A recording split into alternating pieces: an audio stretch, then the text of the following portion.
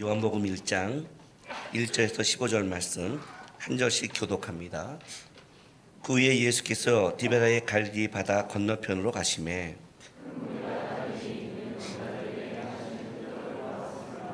예수께서 산에 오르사 제자들과 함께 거기 앉으시니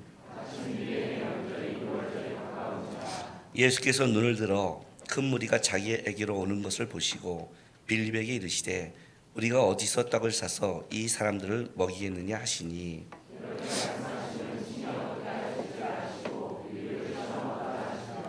빌립이 대답하되 각 사람으로 조금씩 받게 할지라도 200데나리온의 떡이 부족하리이다.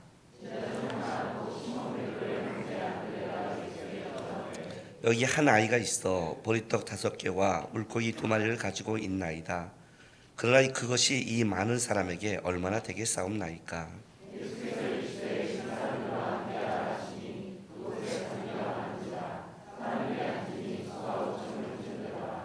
예수께서 떡을 가져 축사하신 후에 앉아있는 자들에게 나눠주시고 물고기도 그렇게 그들의 원대로 주시니라.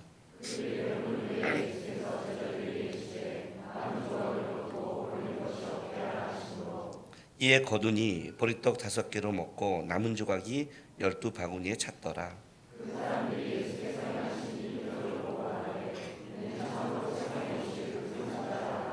같이 있습니다. 그러므로 예수께서 그들이 와서 자기를 억지로 붙들어 임금으로 삼는 줄 아시고 다시 혼자 산으로 돌아가시니라. 아멘.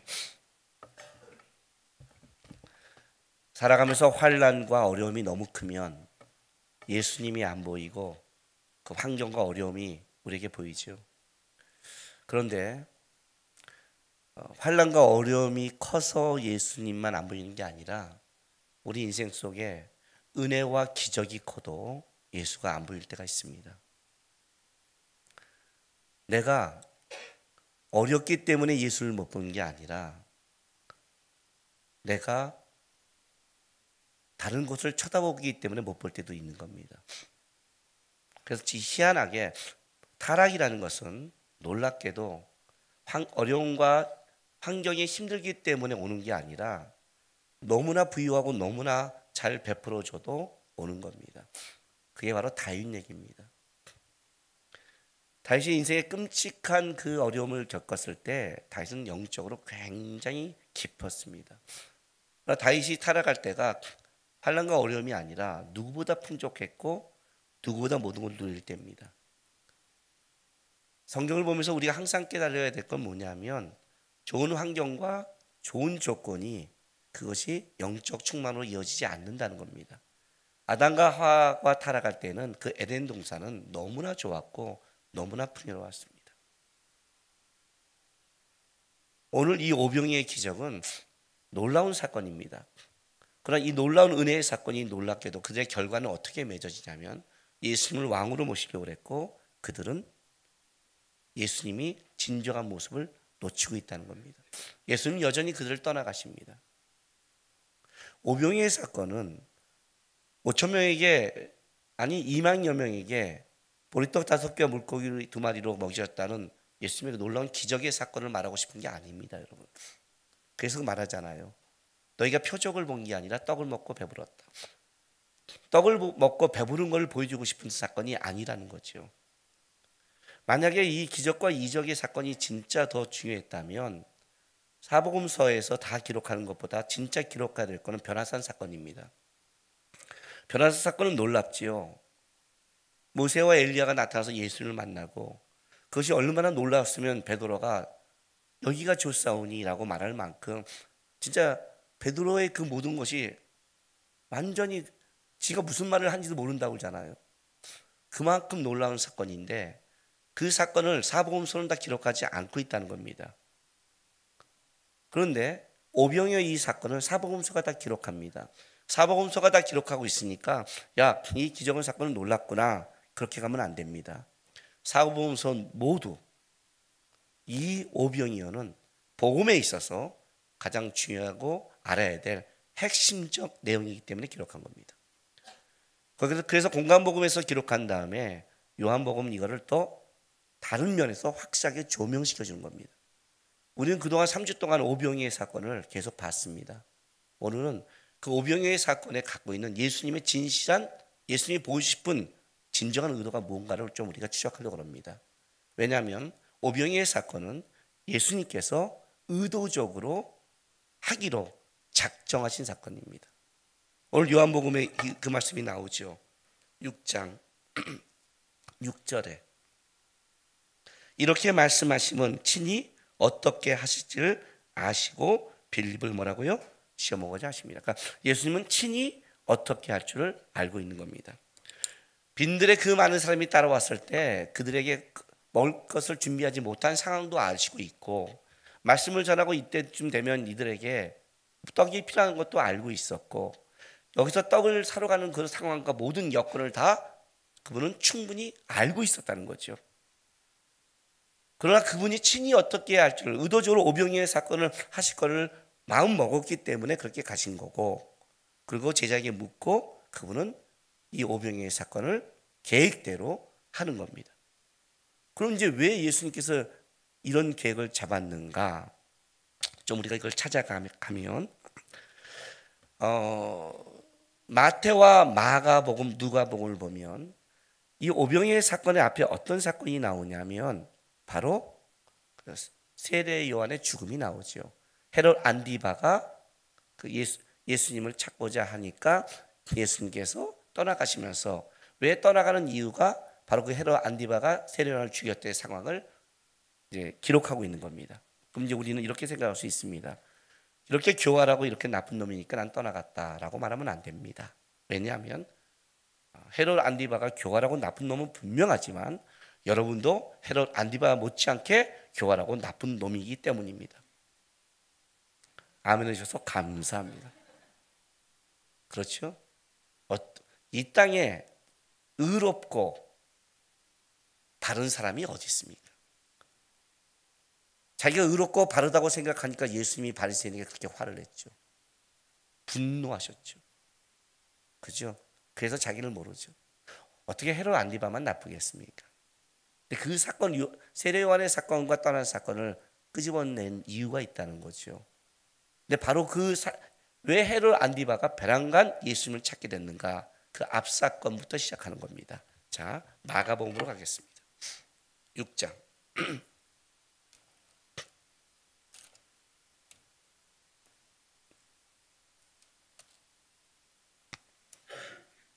마가복음 6장 7절부터 13절까지 보면 6절 하반부, 이에 모든 촌으로 두루 다니시며 가르치시더라. 12제자를 부르사 둘씩 보내시며 더러운 귀신을 제어하는 권능을 주시고 명하시되 여행을 위하여 지팡이 외에 양식이나 배낭이나 전대의 돈이나 아무것도 가지지 말며 신만 신고 두벌옷도 입지 말라 하시고, 또 이르시되 어디서든지 누구의 집에 들어가거든 그곳을 떠나가기까지 거기 유하라.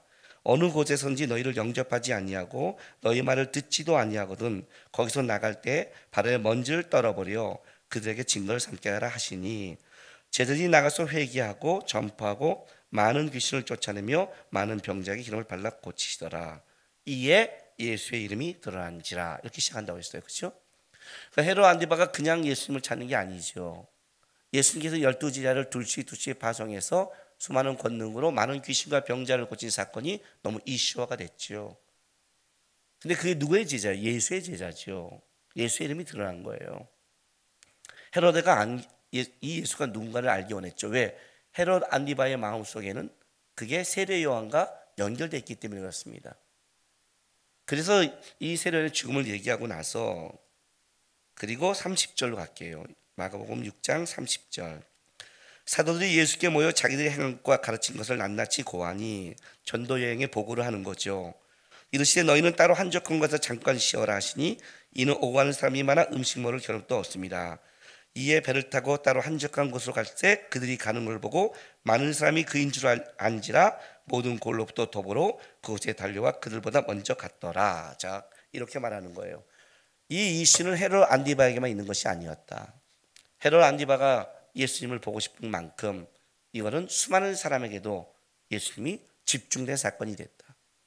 제자들이 와서 이 전도여행을 보고하고 있는데 예수님께서 그를 따로 한적한 곳에 떼었습니다. 사람들이 없는 곳. 왜요? 뭐 때문에? 뭐 때문에? 헤롯 안디바도 지금 예수를 찾는 것이 바로 자기의 안목에 있었고, 많은 사람들은 지금 뭐예요? 예수를 쫓는 것이 예수님을 제대로 보는 게 아니죠. 오병이의 사건 속에서 그들은 떡을 먹고 배부른 거기 때문에 실제 예수님을 제대로 못 보죠. 그런데 이 와중에 누가 있냐면 예수를 따르는 제자가 있는 거예요. 제자들은 흥분 상태죠. 예수의 이름으로 나갔는데 귀신을 쫓고 병을 고쳤으니, 권능을 행했으니 흥분 상태죠. 그런데 이 제자들 더 흥분하게 만드는 사건이 벌어졌어요. 어떤 사건이요? 정치계에도 관심을 갖고 수많은 무리가 관심을 가졌어요. 제가 어디서 안수했더니 기적이 일어났어요. 난리가 났어요. 예언을 했더니 맞춰요. 김남국 목사 이름이 정치계에도 이름이 난 거죠. 다음 차기 대선은 누구냐? 김남국 목사의 예언 된다면 안 오겠냐 이거죠. 많은 사람들은요, 놀랍죠. 손만 얹으면 병이 난다면. 이슈가 된 거예요, 쉽게 말해요. 근데 거기에 뭐가 문제가 됐냐면 제자들도 같이 가 있는 거죠. 제자들만 뛰는 거예요. 그러니까 오병이의 사건은 이렇게 예수님에 대한 잘못된 이슈와 문제 속에 예수님께서 지금 뭐예요? 거리를 둔 거죠. 그리고 오병이는 뭐예요?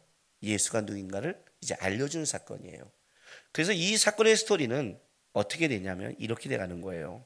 12 제자를 둘씩 띄어서 많은 권능을 주고 하나님의 나라의 복음을 전파하기로 작정하셨고, 그러니까 예수님이 드러나기로 작정하신 거죠. 오병이어 속에 많은 사람이 알고 왔을 때 오병이어를 통해서 예수가 누군가를 보이시며, 많은 사람들은 그를 떡을 먹고 배부르게 왕으로 삼으려고 쫓아가고 있는 그 순간에 제자들도 흥분한 이 상황 속에 제자들은 어떻게 돼요? 예수님께서 진짜 예수가 누군가를 알려주고 싶은 거예요. 그래서 이 오병이어의 사건은 어디까지 가야 되냐면 그 이로 계속 이어져 가야 돼요. 자, 오병이어의 사건이 끝난 다음에 45절에 보면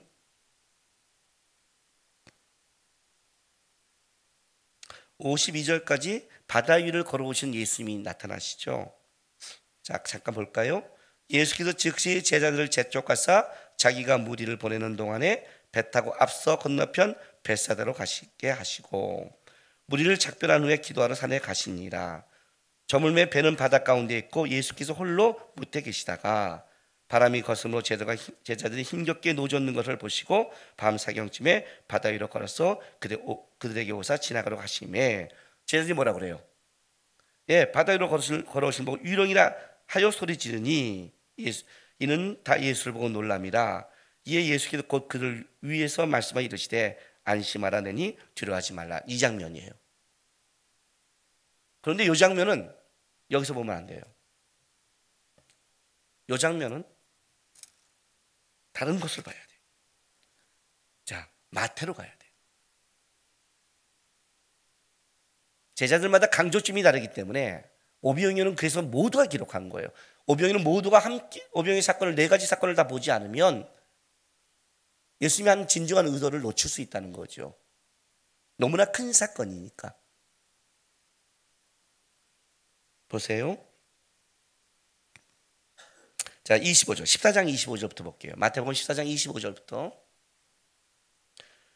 밤 사경에 예수께서 바다 위로 걸어서 제자들에게 오시니 제자들이 그가 바다 위로 걸어오심을 보고 놀라 유령이라 하며 무서워하여 소리 지르거늘 예수께서 즉시 이르시되 안심하라 나니 두려워하지 말라.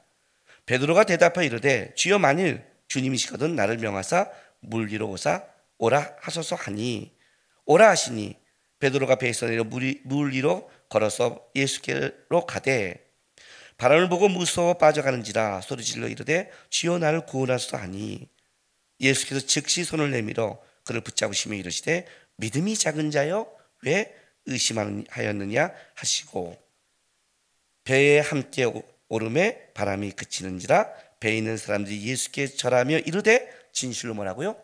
하나님의 아들이로소이다 하는지라 이렇게 말한 거예요.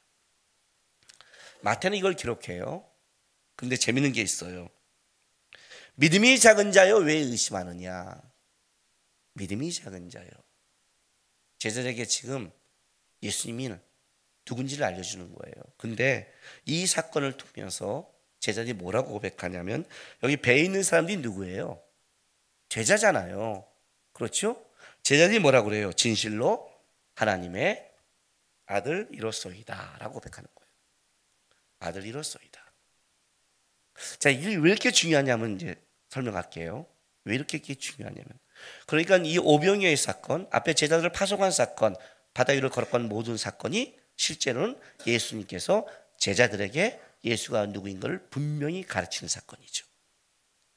하늘의 표적이 누군가를 분명히 가르치는 사건이죠. 이 사건이.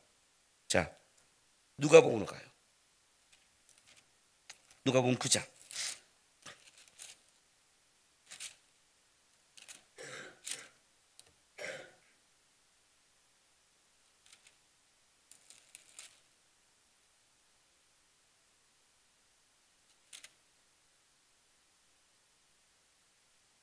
자, 누가복음 9장은요 1절부터 6절까지가 12제자를 파송한 장면을 똑같이 기록합니다. 그렇죠?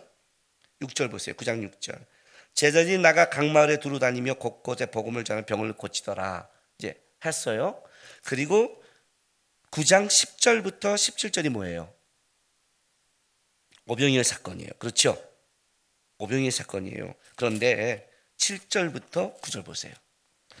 분봉한 헤롯이 이 모든 일을 듣고 심히 당황하니 이는 어떤 사람은 요한이 죽은 자 가운데서 살아났다고도 하며, 자, 이 모든 일을 듣고 12제자들이 가서 복음을 전한 그 이슈를 들은 거죠. 똑같이 일이 알려졌단 말이죠. 듣고 살았다 하며, 어떤 사람은 엘리야가 나타났다고도 하며 어떤 사람은 옛 선지자 한 사람이 다시 살아났다고도 함이니라. 헤롯이 이르되 요한은 내가 목을 베었거늘 이제 그런 일이 들리니 이 사람이 누군가 하며 그를 보고자 하더라 하면서 사자들이 돌아와 하는 얘기가 오병이로 이어지는 거예요. 자, 이거죠. 12제자들이 나가서 복음을 전했어요. 이슈가 됐어요. 모든 자에게 이슈가 됐어요. 말이 돼요? 둘로스 목사들이 나가갖고 가는데 막 벌어지는 거예요. 저도 막 예언을 하고. 둘로스 성계는 도대체 누구냐예요. 김남근 목사와 그 다른 목사는 누구기에 이 팀은 이렇게 나가서 수많은 이적과 기적을 했으며 이 시대에 하나님을 능력을 행하냐, 이슈가 됐다고요. 예수님이 이슈가 된 거예요. 많은 사람이 뭐라고 그래요? 많은 사람들이 뭐라고 고백해요? 지금 여기서 8절에 엘리야요, 옛 선지자 한 사람이라 하고 어떤 이는 세례요한이라고 하지요. 그게 알려지고 있는 거예요. 그런데 지금 헤롯 안디바는 어떻게 믿고 있냐면 자기가 죽인 세례요한과 연결되고 있는 거예요. 왜냐면 그 헤롯 안디바가 느낀 세례요한을 보고 봤던 세례요한의 능력과 세례요한이 영적인 것이, 그 느낌이 그대로 누구에게 드러나요? 예수께 드러나요. 그러니까 니코로가 되어 있는 거예요. 당연하죠. 세례요한은 예수를 증거하러 온 사람이니까 그 영적인 느낌을 보고 있으면서 어떻게 돼요? 세례요한이라고 말하면서 그런 세례요한 내가 죽였잖아요. 그러니까 이 사람은 누군가 거예요. 다른 사람은 엘리야여 선지자라고 세례요한이 살았다는 사람이 있고, 헤롯은 뭐예요? 이 사람은 누군가예요. 이 사람이 누군가가 그들에게만 있는 게 아니라 제자들에게 있는 거죠. 그들이 보고 예수를 따르고 있는데 예수의 이름으로 나가서 병을 고치고 귀신을 쫓았어요. 그리고 오병이어의 기적이에요. 놀랬어요. 놀란 거예요. 자기가 믿는 예수가 이 정도인지 몰랐죠. 그러니까 그들이 뭐라고 그래요? 너희가 주라고 그럴 때 앞에 예수가 있는데 예수는 안 보이고 우리가 가진 건 이거밖에 없습니다 그랬거든요. 근데 예수께서 친히 어떻게 하시라 하시고 오병이어의 기적을 한 거예요. 제자들이 그걸 다 먹인 다음에 먹은 걸 싹 남긴 걸 거두라 했을 때 그걸 거두면서 제자들이 뭐예요? 어떤 생각을 했을까요? 어떤 생각? 12광주리를 그걸 채울 때 바로 그 전까지만 해도 우리에게 있는 게 보리떡 5개와 물고기 2마리밖에 없는데 이것을 우리가 무엇을 할 수 있습니까? 한 거를 예수가 축사하시고 뛰었는데 먹인 것도 놀라운데 그걸 걷는데 12광주리가 나는 거예요. 어떤 생각을 할까요? 지금 이들은 왕이라고 섬기려고 그래요. 많은 백성들은. 제자들은 더 혼란스러웠죠. 그 기적과 병을 고치는 사건을 통해서 보고할 때도 흥분되어 있어서 예수께서 따로 한적한 곳에 그들을 사람과 격리시켜서 보냈고 빈들에 갔어요. 그 예수의 말씀을 들어요. 좀 차분해졌을 거예요. 빈들 속에 흥분됐지만, 그런데 예수님이 더 흥분을 더 시켰잖아요.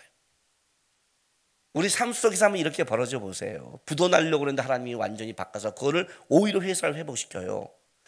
그리고 집안에 병 아픈 사람이 나아요. 막 벌어지면 어떻게 했어요? 여러분, 얼마나 기적이 막 벌어지면 정상적인 신앙생활을 할 수 있을 것 같아요? 못해요, 여러분. 교회 예배 방해할걸요? 혼자서 할렐루야 4명이 나왔습니다 막 흥분해갖고 그러지 않겠어요? 손영환 목사님의 일대기에 이런 말이 있어요. 손영환 목사님이 설교하고 있는데 뒤에 있는 시각장애인이 설교를 듣다가 눈이 떠진 거예요. 얼마나 놀라겠어요. 그렇지 않아요? 설교 듣다가 벌떡 일어나고 말씀 중에 제가 눈이 떴습니다 막 난리 났어요. 저 같으면 은사 집회로 바꿨어요. 주께서 아니 여기에 역사를 이렇게, 이거 말씀 집회가 아니구나. 손영환 목사님 뭐랬냐면, 지금 설교하고 있잖아요. 앉으세요. 말씀 들으라고. 지금 눈이 뜬 건 하나님이 한 거고 지금 말씀 전하는데 무슨 말씀을 들어야지. 훌륭하신 분이에요. 진짜 훌륭하신 분이에요. 그렇죠? 우리는 그 눈 뜨면 끝났어요. 무슨 말씀이에요, 말씀. 무슨 말씀을 들어요. 삐져도 말씀을 안 듣고 흥분해도 안 들어요. 이해가 돼요? 한번 어디서 말씀을 전했더니 그러더라고요. 목사님 저 들으라고 한 말이죠. 그래요.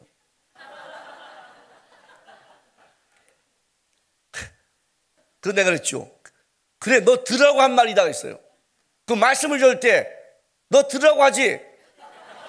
어떤 미친 목사가 말씀해서 듣지 마세요. 들으라고 한 거다. 들으라고 한 거야. 들어. 저를 꼭 집어요. 성령이 널 꼭 집었다. 꼭 집었어. 아주 꼭꼭꼭 집었다. 마음이 찔리면 두 가지 반응이 있죠.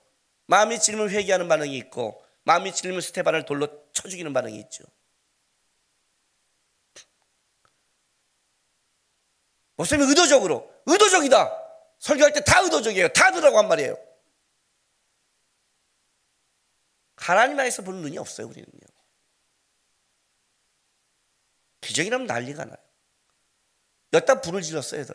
난리가 났죠. 이제 왕으로 섬기려는데 이 정도 되니까 제자들이 싸움이 벌어지는 거예요. 주의 나라가 임할 때 주의 우편에 좌편이 나와요.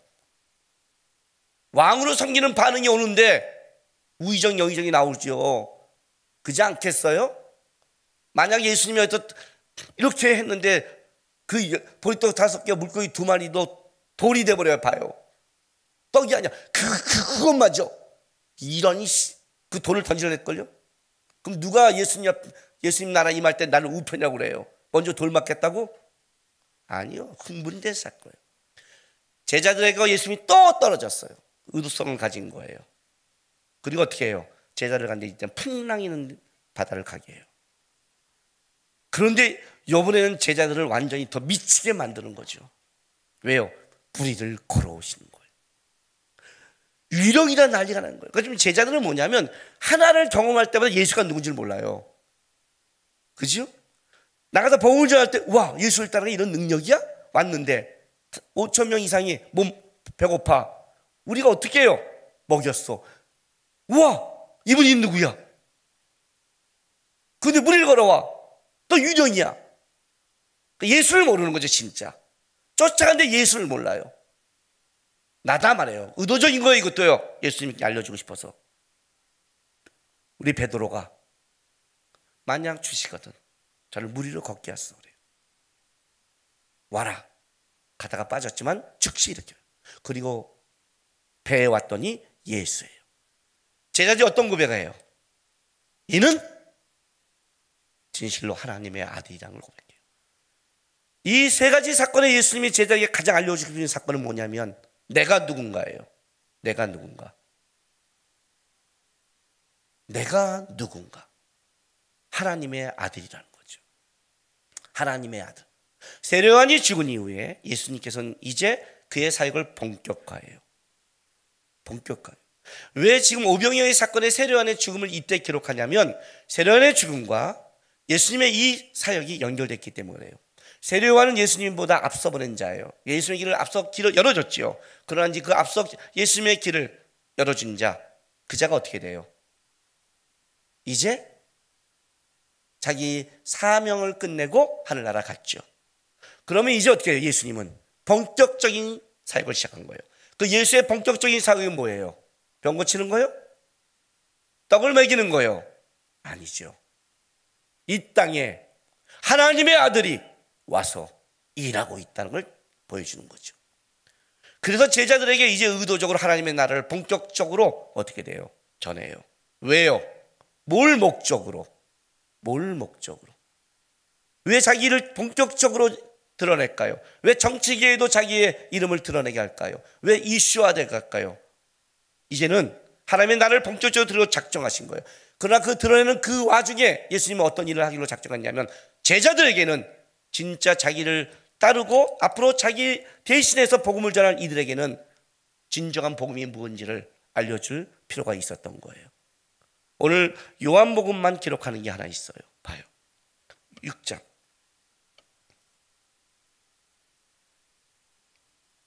2절부터 볼게요. 큰 무리가 따르니 이는 병자들에게 행하시는 표적을 보았음이로라. 예수께서 산에 오르사 제자들과 함께 거기 앉으시니 마치 뭐라고요? 유대인의 명절인 유월절이 가까운지라. 예수께서 눈을 들어 큰 무리에게가 자기 오는 것을 보시고 이렇게 가잖아요. 그렇죠? 무슨 말이냐면 다른 복음서에서는 하나님의 나라를 전하고 병자를 고치다가 이제 날이 저물매 오병이어를 하는데 요한복음에는 그게 없다고 그랬잖아요. 곧장 가잖아요. 근데 요한복음은 어떤 걸 기록하냐면 유월절 명절을 기록해요. 유월절을 아세요? 예수님께서 십자가를 지고 돌아가실 때가 어떤 명절인지를, 이스라엘 백성의 유월절의 시작을 아세요? 죽음의 사자가 내려왔을 때 양의 피를 문설주와 문지방에 바른 자에게는 죽음이 넘어간 그 사건. 그 사건은, 그 죽음이 넘어간 사건은 출애굽의 사건을 넘어서서 예수와 연결된 사건이고, 오늘 우리에게 죽음이 넘어간, 예수의 피를 가진 우리에게 죽음이 넘어가는 구원의 사건으로 연결돼 가는 것.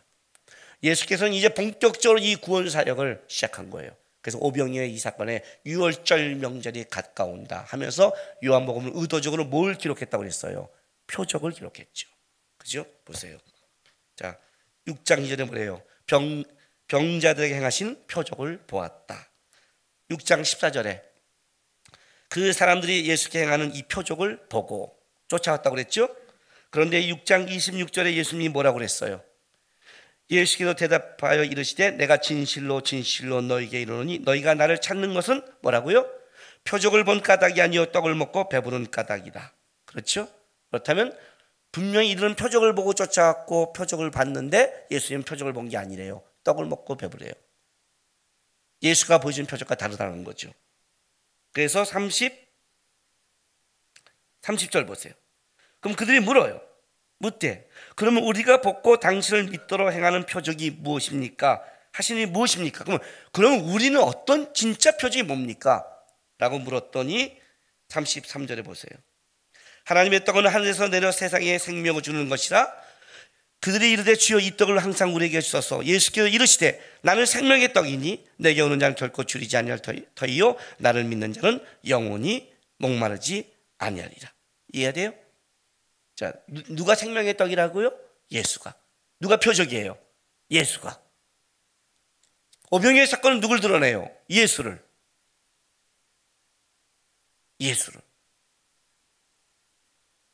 예수가 진짜 생명의 떡이고 하나님의 아들이고, 그 예수가 이 땅을 구원한 유일한 자라는 거예요. 병 고치고 낫고 떡을 보는 게 아니라 그 모든 것의 중심이 예수를 봐야죠. 예수께 집중된 사건이잖아요. 이 예수가 드러나기 위해서 어떤 걸 하느냐? 바로 세례요한의 죽음을 강조하는 거예요. 세례요한의 죽음. 왜? 세례요한이 그렇게 증거한 게 누구예요? 보라, 세상 죄를 지고 가는 하나님의 어린 양 아니에요. 그렇죠? 그 세례요한이 전한 다음에 세례요한이 어떻게 돼요? 죽었잖아요. 죽었어요. 예수가 이제 본격적으로 해요. 그런데 자, 다시 갈게요. 누가복음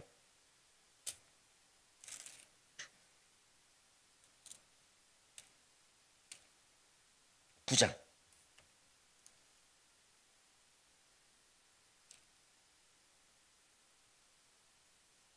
8절 보세요. 어떤 사람은 엘리야가 나타났다 하며 어떤 사람은 옛 선지자 한 사람이 다시 살아났다고도 함이라. 헤롯이 이르되 요한은 내가 먹을 그는 이제 이런 일이 이 사람이 누군가 하며 그래요. 자, 6장 8절 말씀. 8절 말씀. 어떤 사람은 엘리야가 나타났다고 하며 어떤 사람은 옛 선지자 한 사람이 다시 살아났다고도 함이라. 어디서 많이 보지 않았어요? 예수님이 이 사건 속에 예수님이 왜 뭘 의도하고 끌어가는 줄 아세요? 끌어가는 이유가? 예? 이분이 참 하나님의 아들이라고 이 고백을 왜 끌어가는 줄 아세요? 마태복음 16장 가세요. 예수님이 본격적으로 유월절을 향해 달려가기 전에 먼저 굳건하게 먼저 해놓고 싶은 게 하나 있었어요. 16장 13절. 예수께서 빌립보 가이사랴 지방에 이르러 제자들에게 물어 이르시되, 이제 예수님 물어봐요. 사람들이 인자를 누구라 하느냐? 이르되 더러는 세례요한, 더러는 엘리야, 어떤 이는 예레미야 선지자 중에 하나라 하나이다. 그죠? 이게 지금 누가복음에 있었던 그 얘기. 많은 사람이 예수님을 뭐라고 그래요? 엘리야, 선지자. 헤롯 안디바는 세례요한이 다시 부활했다 한다. 이렇게 계속 가고 있는 거예요. 결정적인 사건, 예수님이 묻는 거예요. 사람이 날 누구라 하느냐? 다시 물어요. 그랬더니 사람들이 똑같이 말해요. 세례요한, 그죠? 엘리야, 어떤 예레미야 선지자 중 하나이다. 예수님이 15절에 이렇게 물어요. 그러면 너희는 나를 누구라 하느냐? 너희는 나를 누구라 그러니? 시몬 베드로가 대답하여 이르되 주는 그리스도시요 살아계신 하나님의 아들이시니이다. 예수께서 대답하여 이르시되 바요나 시몬아 내가 복이 있도다. 이를 내게 알게 하니는 혈육이 아니요 하늘에 계신 내 아버지시라. 이해가 돼요? 예수님께서 먼저 이 오병이의 사건 속에 뭘 하냐면 제자들에게 예수가 누군가를 분명히 가르쳐주는 거예요. 그래서 앞에 있는 12제자를 파송하는 사건, 오병이의 사건, 무리를 걸어온 사건을 통해 제자들은 예수에 대해서 집중하기 시작하는 거예요. 처음에는 병 고치고, 처음에는 그들이 복음을 전할 때 귀신 나간 걸 흥분해서 예수께 자세히 보고했어요. 우리가 복음을 전했더니 나중에 70일의 제자들도 똑같아요. 갔다 와서 뭐라고 그래요? 흥분하죠? 흥분해요. 흥분해서 뭐라고 그래요? 진짜 예수님 말이 맞습니다. 예수님 뜻대로 병이 나가고 난리가 났습니다. 그때 예수님이 뭐라고 그래요? 귀신이 나간 걸로 기뻐하지 마라. 너 이름이 하늘의 생명책에 들어간 걸로 기뻐하라. 그잖아요. 그렇게 말씀하잖아요. 제자들도 흥분해서 얘기하는 거예요. 예수님 그걸 다 들어요. 벌써 알고 있었죠. 알고 있었죠. 예수의 능력을 주고 나간 자가 알고 있었죠. 그러나 그 제자들에게는 지금 그 예수가 보이는 게 아니라 사건이 보이잖아요. 일단 떡 정리시켰어요. 왜? 이 사건을 수많은 사람들이 쫓고 있고 이걸로 헤롯 안디바까지 주저하는 이곳에 제자들마저예요. 오병이로 간 거예요. 빈들의 말씀을 갖추고 한 다음에 어떻게 돼요? 오병이의 기절해요. 왜요? 자, 요한복음 6장 다시 가요. 많이 가죠? 이 순서를 내가 2부 예배 때 똑같이 할지 모르겠지만 말씀을 똑같이 전하겠지만 순서는 5절. 예수께서 눈을 들어 큰 무리가 자기에게 오는 걸 보시고 빌립에게 이르시되 우리가 어디서 떡을 사서 이 사람들을 먹이겠느냐 하시니 이렇게 말씀하시면 친히 어떻게 하시고 누구를? 빌립을 시험하고자 하십니다. 자, 빌립이 찍힌 거예요. 12제자 중에. 우리 집사님들 조심하세요. 제가 가끔 김 집사님, 주 집사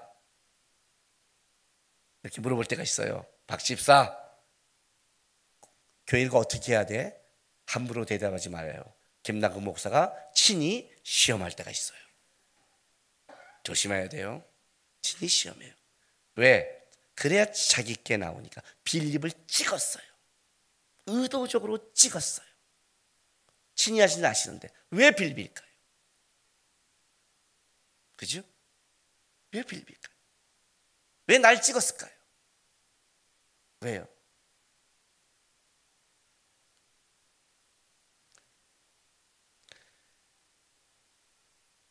요한복음 5장. 요한복음은 앞에 있는 공관복음과 좀 다르게 했다고 그랬어요. 앞에 공관복음은 세례 요한의 죽음을 썼지요. 헤롯 안디바가 있는 죽음을 쓰면서 이제 그 사건을 예수께 이어갔어요. 그런데 요한복음은 세례 요한의 죽음을 쓰지 않고 세례 요한이 한 사역에 뭐예요? 가장 중요한 요점을 썼죠. 봐요. 6장. 여기서부터 볼게요. 25절 보세요. 자, 하나님의 아들 본인에 대해서 설명해요. 진실로 진실로 너에게 이르노니 죽은 자들이 하나님의 음성을 아들의 음성을 들을 때가 오노니 곧 이때라. 듣는 자는 살아나리라. 그죠? 자기가 본인을 드러냈어요. 그러고 나서 보세요. 33절. 너희가 요한에게 사람을 보내매 요한이 진리에 대하여 증언하였느니라. 그러나 나는 사람에서 증언을 취하지 아니하노라. 그렇게 말했죠. 요한이 증언해 줬어요. 그리고 보세요. 36절. 내게는 요한의 증거보다 더 큰 증거가 있으니 아버지께서 내게 주사 이루게 하시는 역사 곧 내가 하는 그 역사가 아버지께서 나를 보내신 것을 나를 위해 하는 증언하는 것이요 하고 얘기해요. 그런데 42절에 뭐라고 그래요? 다만 하나님 사랑하는 것이 너희 속에 없음을 알았다. 알았죠? 그리고 46절에 뭐라고 그래요? 모세를 믿었다면 또 나를 믿었으니 이는 그가 내게 대하여 기록하였습니다. 뭘 증언해요? 요한이 나를 내게 증언했다. 그죠? 내 말 듣고 살아날 때가 있는데 내가 바로 그 하나님의 아들이다. 다 설명했는데 그러나 너희가 믿지 않는다. 왜? 너희가 진짜 하나님을 사랑하지 않는다. 진짜 너희가 성경과 관심이 있었다면 모세의 말에 귀를 기울였다면 나를 믿었을 것이다. 왜냐하면 모세가 한 그 말씀이 다 나에게 실현됐으니까. 그러나 너희는 거기에 관심이 없다. 실제 성경에 관심이 없다 그래요. 제가 어떤 때 오늘처럼 설교 본문을 막 찾으면 왜 이렇게 성경을 찾아 그래요? 그럼 목사가 불경을 찾아요? 난 가끔 그런 막 성질이 나. 아니 목사가 설교하면서 그럼 성경을 찾지. 성경 하나 읽고 대충 해요? 그죠? 목사님 성경 되게 많이 얘기해. 그게 좋은 거 아니에요? 어렵대요. 네가 무식한 거예요. 어려운 게 아니라 성경을 뒷도 안 읽어서. 내 말이 어려워요? 예수님 말이 어려워요. 제자들 그러잖아요. 이 말을 누가. 나는 그래도 알아듣기는 해요. 관심이 없는 거죠. 그 말을 들어온 게 아니에요. 지금 성경 말을. 웃기죠. 성경을 많이 찾으면 이렇게 보다가 가요. 예언을 하고 막 즐겁게 하면 막 웃고 남아요. 미쳐버리겠어. 미쳐버리겠어. 진짜 하나님의 관심이 있다면, 말씀에 관심이 있다면 그랬을까요? 아니라는 거죠. 그럼 제자들은, 예수를 듣는 제자들은 요한복음 14장 8절 보세요. 자, 1절부터 4절까지 먼저 읽어줄게요. 요한복음 14장. 너희는 마음에 근심하지 말라. 하나님을 믿으니 또 나를 믿으라. 내 아버지 집에 거할 곳이 많도다. 그렇지 않으면 너에게 일렀으리라. 내가 너희를 위하여 거처를 예비하러 가노니 가서 너희를 위하여 거처를 예비하면 내가 다시 와서 너희를 내게로 영접하여 나 있는 곳에 너희도 있게 하리라. 내가 어디로 가는지 그 길을 너희가 아느니라. 우리 이거 장례식장에서 많이 하는 설교죠. 근데 예수님이 가시니까 얼마나 놀라겠어요. 자, 8절. 빌립이 이르되 주여 아버지를 우리에게 보여주옵소서. 그리하면 족하겠나이다. 예수께서 이르시되 빌립아 내가 이렇게 오래 너희와 함께 있으되 내가 나를 알지 못하느냐. 나를 본 자는 아버지를 보았거늘 어찌하여 아버지를 보이라 하느냐. 예수님의 이 제자 중에 빌립을 알고 있는 거죠. 예수님을 따르고 있는데, 그 예수와 함께하고 예수를 보고 있는데, 빌립은 뭐예요? 아직 도마와 앞에는 또 도마가 있어요. 앞에는 도마가 있고, 도마는 이제 끝까지 가서 이제 예수님의 손발을 봐야 된다고 하잖아요. 그죠? 그죠? 빌립이 있는 거예요. 여전히 아마 나중에 이 빌립은 이 장면이 생각났을 거예요. 빌립에게 직접 친히 물었으니까. 빌립아, 오병이어는 대단한 사건 아니에요. 빌립아, 어떻게 먹이면 좋겠니? 친히 시험했어요. 빌립께 나온 거예요. 200데나리온이나 떡이 있어도 먹이기 부족합니다. 친히 어떻게 아시고. 이 말은 뭐냐면 2만 명에게 친히 기적을 일으키게 하는 걸 아셨다는 말도 있지만, 예수님은 제자 한 명 한 명에게 친히 그들에게 어떻게 지도하고 하는 것도 알고 있었던 거예요. 빌립을 알고 있는 거예요. 빌립. 왜? 빌립을 믿게 하려고. 도마에게 나타나서 손을 보여주는 사건도 믿게 하려고. 떡을 먹고 배부른 표적을 쫓아가는 게 아니라 진정한 표적을 보여주고 싶어서 예수가 누군지를, 이 오병이의 사건이 뭘 말하고 싶은 건지를, 떡이 아님을 알려고 싶은 것. 그 예수님의 의도라는 거예요. 풍랑이 와도 괜찮은 것을. 그 사건을 알려주는 거예요. 사람들이 그 기적을 봐도 모두 예수를 보는 게 아니니까. 떡을 먹고 배불렀기 때문에 나중에 예수님께서 십자가를 지고 그 떡을 주지 않는다는 걸 아는 순간 어떻게 돼요? 십자가에 못 박으러 오잖아요. 떡을 쫓는 자의 삶이에요. 예수를 쫓는 자가 아니라 떡을 쫓는 자의 삶의 결론이에요. 그러면 예수님께서 이 사건을 통해서 12광지를 남겨요. 질병이어는 7광지를 남겨요.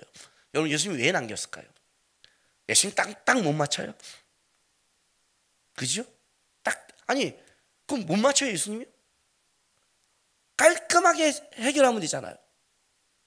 그렇잖아요. 나중에 또 먹으려고 그러면 한 떡이면 되잖아요. 보리떡 5개와 물고기 2마리로 2만 명을 먹였는데, 그 12명의 제자야, 야, 떡 부스럽게 하나 챙겨라. 그러면 되잖아요. 근데 왜 했을까요? 제자들을 위해서. 숫자적 개념 얘기해 줬죠.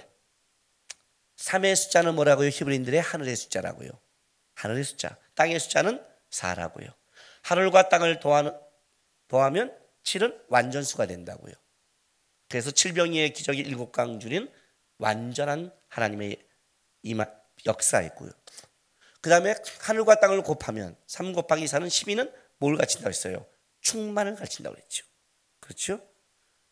지금 여기서 뭐예요? 충만이 나타난 거죠. 하나님이 행하시는 일, 예수가 이 땅에 온 게 충만한 거예요. 그 12광줄이 떡이 충만한 게 아니라 예수가 하는 그 자체, 예수가 이 땅에 있는 게 충만한 거예요. 왕이 이 땅에 있는 게 충만한 거예요. 예수가 여러분의 삶 속에 있는 게 충만한 거예요. 그게 충만이에요. 아마 제자들은 그 떡을 거두실 때 놀랐을 거예요. 그죠? 어떻게 먹이겠습니까? 우리가 가진 건 이것뿐입니다. 한데 그 가진 걸 통해서 이걸 보면서 제자들은 진짜 놀랐을 거예요. 진짜 이분은 누군가 할 거예요. 말은 못하지만 그 사고가 경직되어 있을 거예요. 누구길래? 우리 통해 이적과 기적 병자를 고칠 정도가 아니라 어떻게 이런 일이, 역사상 들어도 보지도 못한 이런 일이 어떻게 벌어져요? 어떻게? 곧 놀랄 거 아니에요.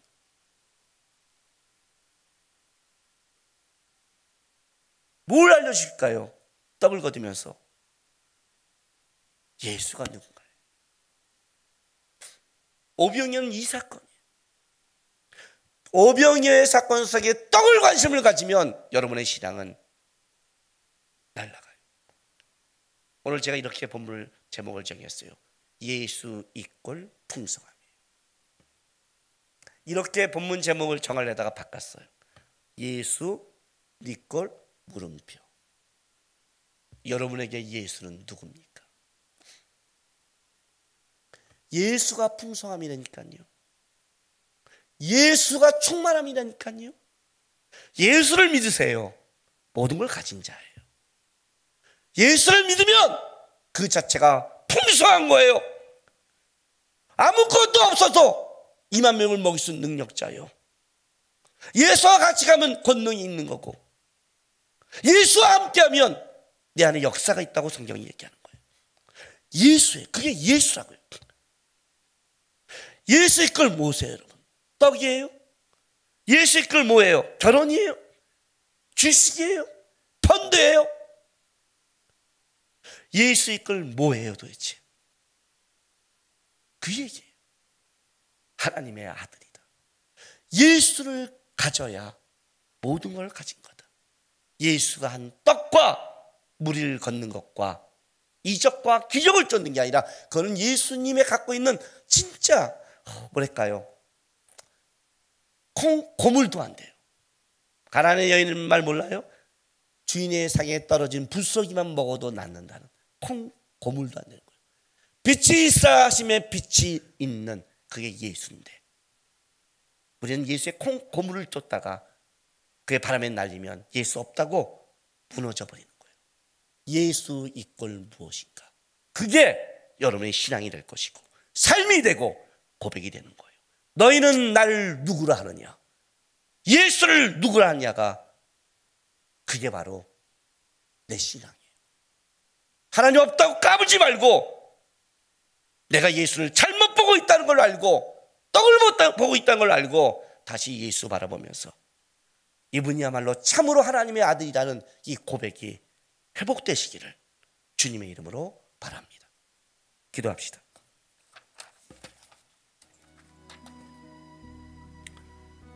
이 시간 우리 기도하기로 나가겠습니다. 오늘 우리가 마지막 찬양 이렇게 고백했습니다. 슬픈 마음 있는 자, 몸과 영혼 병든 자,